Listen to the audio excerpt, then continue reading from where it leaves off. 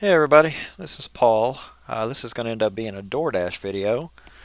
So what I wanted to do is, so I made my Top Dasher video, just kind of how I felt about it, some thoughts going into it, um, just how the Doordash system currently works, the advice that new Dashers are given, and that type of thing. So I've had Top Dasher for about a week. Um, I've given it an honest try, as you can see right here.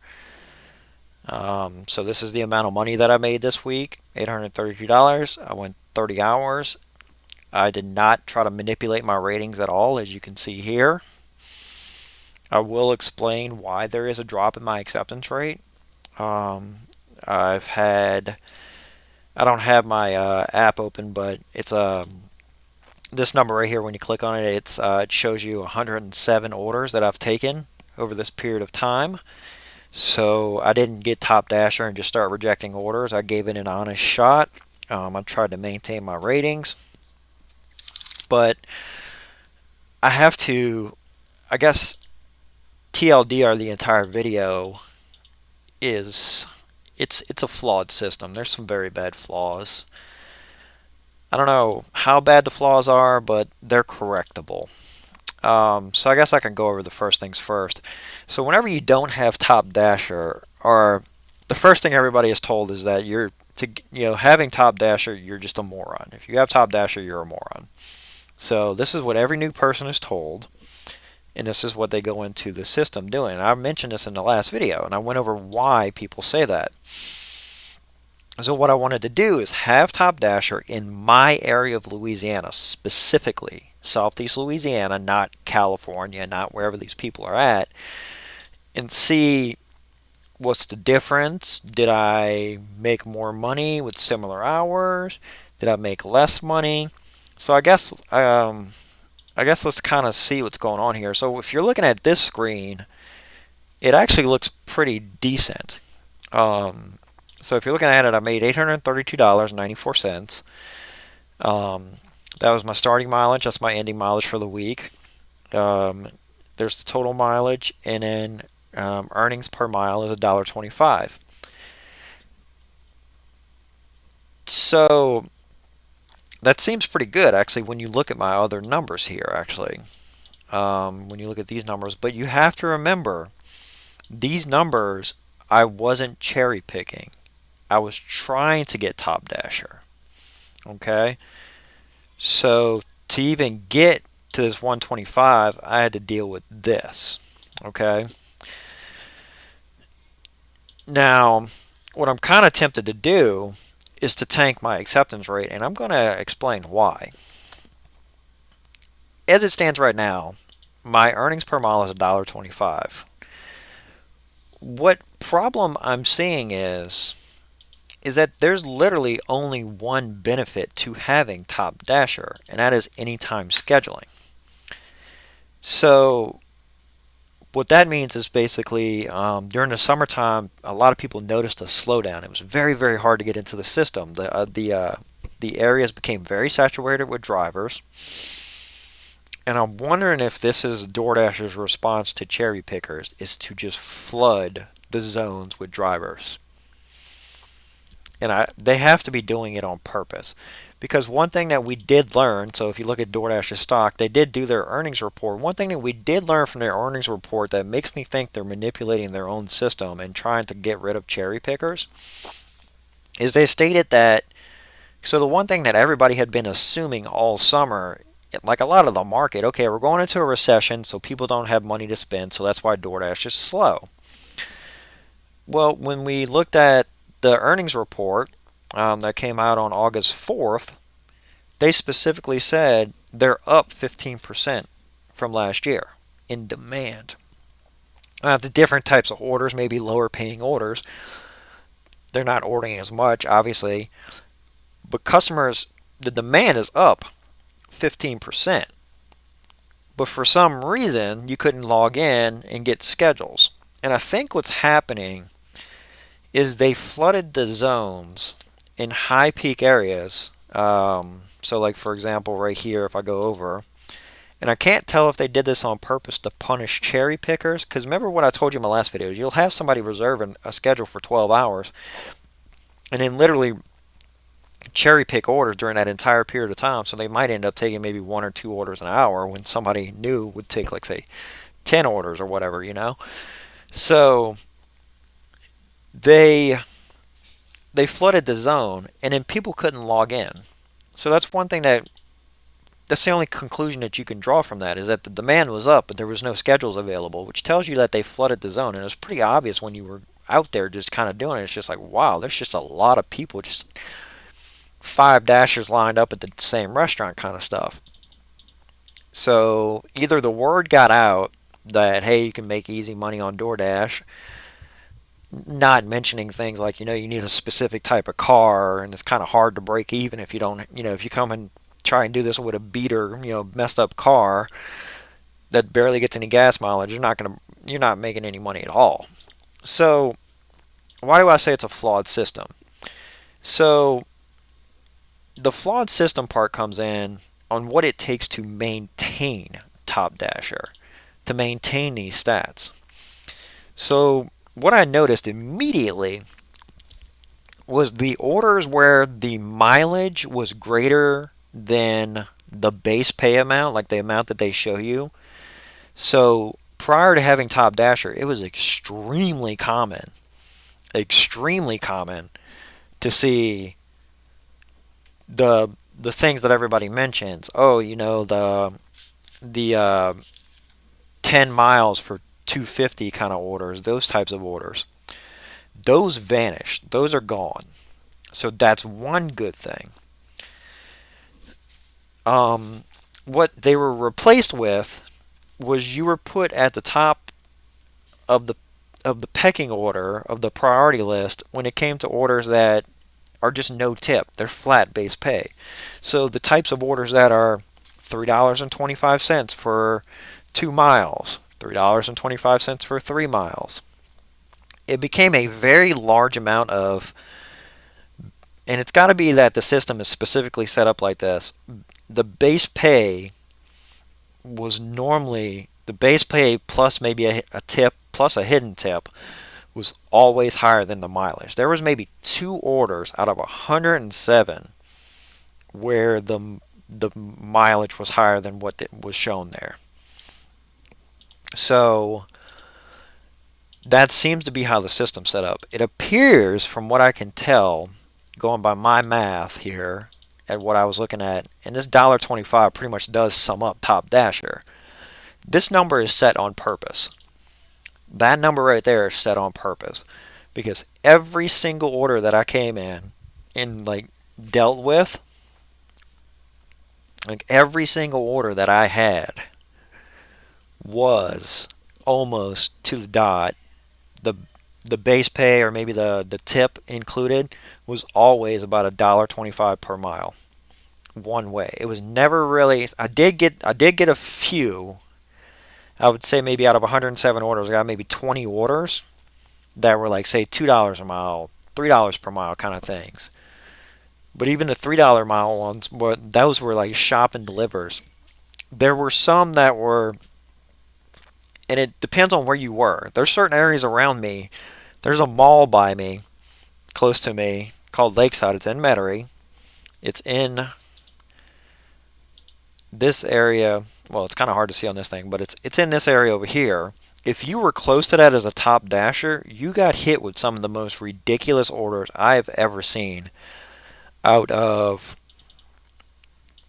490 orders that I've done on this system, I had orders from Lakeside to New Orleans East, which is way over here, for $18. So that's about 13 miles if you do a straight shot, but it doesn't work like that. It just doesn't. The amount of distance you had to travel, even though the pay was higher than the base pay, the amount of orders that I got hit with to restaurants that were just horrible. Just horrible. the amount of wait time at some of these restaurants that I got recommended to as a top dasher were just horrible. Um, like just horrible. The restaurants just being just really really bad. Um, like you would check in and they would expect you to wait 30 minutes. They wouldn't start the order. Like PF Chang's was horrible. I wouldn't wish PF Chang's on my worst enemy. That if you go to a PF Chang's order, that's a normal 30 to 45-minute wait time. And if you hit unaccept on that, as you can see here, my completion rate suffered because of this top dasher thing. I would take orders that looked good, say $9 for 2 miles. Like you're thinking, oh, that's great. You go in, 45-minute wait times. Um, and the restaurant's not even that busy. This little place called Little Tokyo or whatever, horrible wait times, just absolutely horrible wait times. Every time I went in there, horrible wait times. Um, you don't get the option of rejecting restaurants that you know are bad. You're forced to take restaurants that are horrible. Um,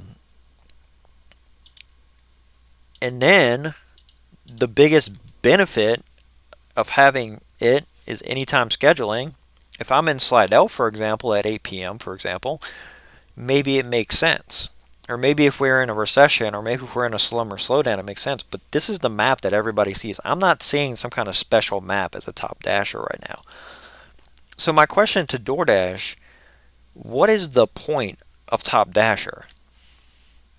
Can you explain this? Because even when I was able to log in and it was slow, for example, there was already people that had reserved schedules. There were already people that had reserved these schedules that were just cherry picking anyways.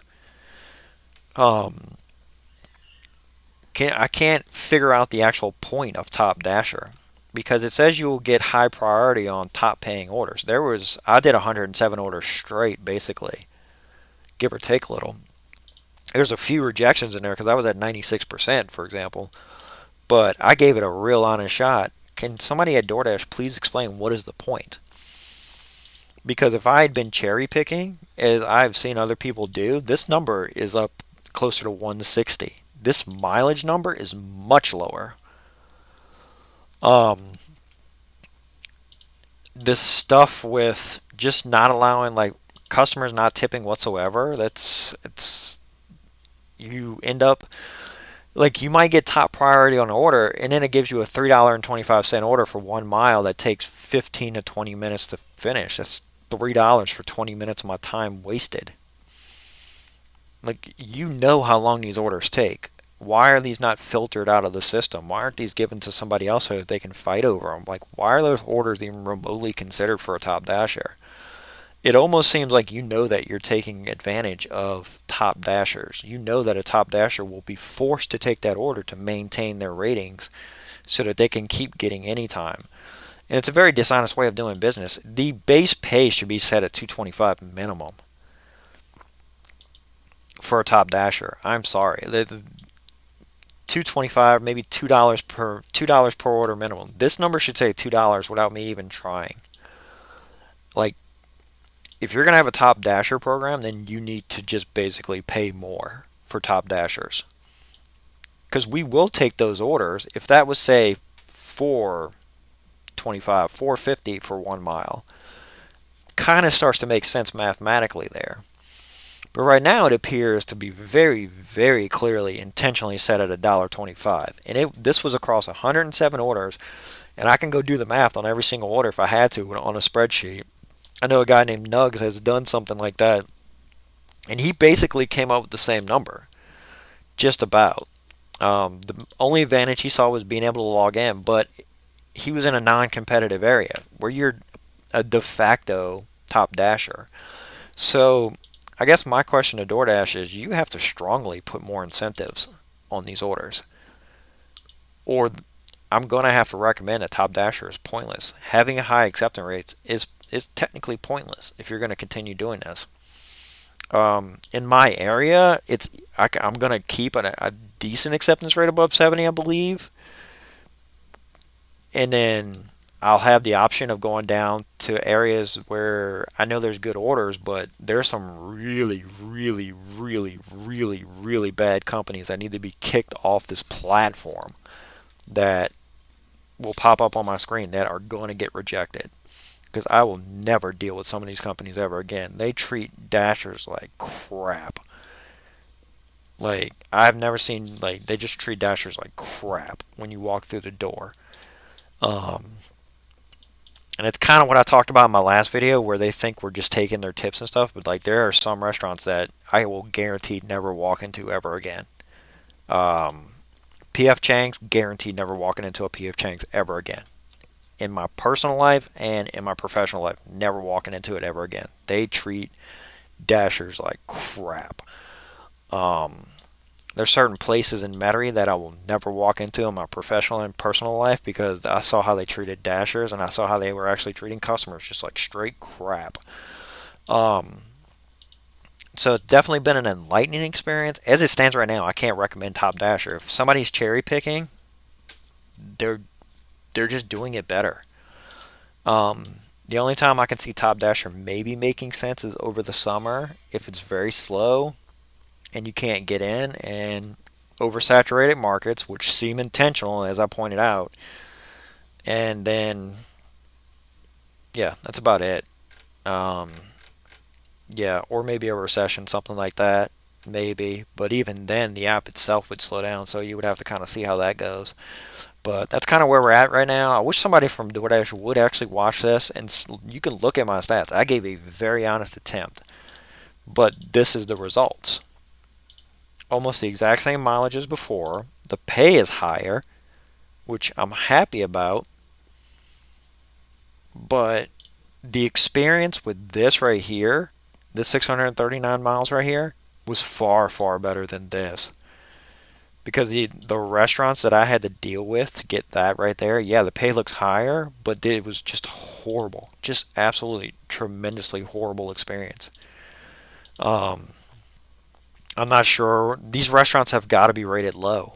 They have to be on your platform, but you sent your top dashers into those and just gave me a horrible experience with it. And I'm not sure if this is just the everywhere experience, but that's kind of my feedback at the moment. So I guess we're gonna go from there. Leave a comment, of course. People left some comments on the last ones. I wasn't trying to be combative or anything. You have to give me hard numbers. If you tell me that Top Dasher is crap, then your dollar per mile better be higher than that. If you're cherry picking, then your dollar per mile better be higher than that. And that's very simple to do. You take that number, you divide it by that number, and you get that number. That's just how it works. So if you're telling me Top Dasher is horrible, it's trash, it's worst thing ever, then you take that number, divide it by that number, and you show me that number is better, especially in Southeast Louisiana. So if you're making $200 an hour and only going like 40 miles, then feel free to show me that number, and we can become cherry picking buddies together. But I do dollars and cents, and I do numbers and whatnot, and that's just kind of where we're at now. So there we go. So hope everybody watches, hope everybody likes it, and I hope DoorDash takes this feedback as constructive because right now the benefits are very minimal at the moment. So let me know what you think, and y'all have a nice day.